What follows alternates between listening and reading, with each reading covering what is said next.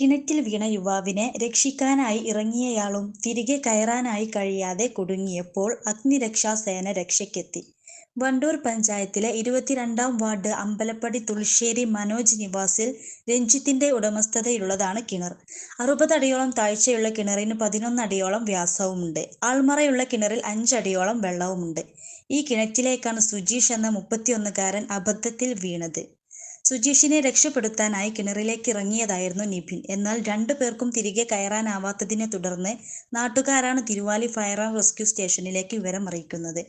Grade ASTO Gopalakrishnan, senior fire and rescue officer P Pratheesh Kumar എന്നിവരുടെ നേതൃത്വത്തിൽ fire and rescue ഓഫീസർമാരായ M Bibin Shaju, K Nishad, TP Bijeesh, KC Krishnakumar, HS Abhinav, home ഗാർഡുമാരായ P Abdul Shukkur, K Unnikrishnan, K Abdul Salam, T Bharathan എന്നിവർ രക്ഷാപ്രവർത്തനത്തിൽ പങ്കെടുത്തു.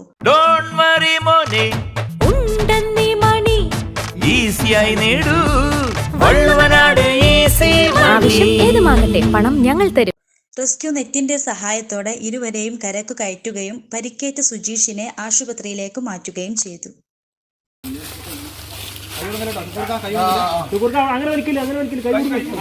സാവധാനം.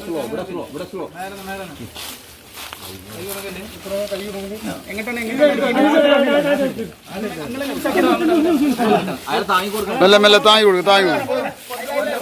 മെല്ലെ മെല്ലെ മെല്ലെ സാവധാനം. കാല് ശ്രദ്ധിക്കും.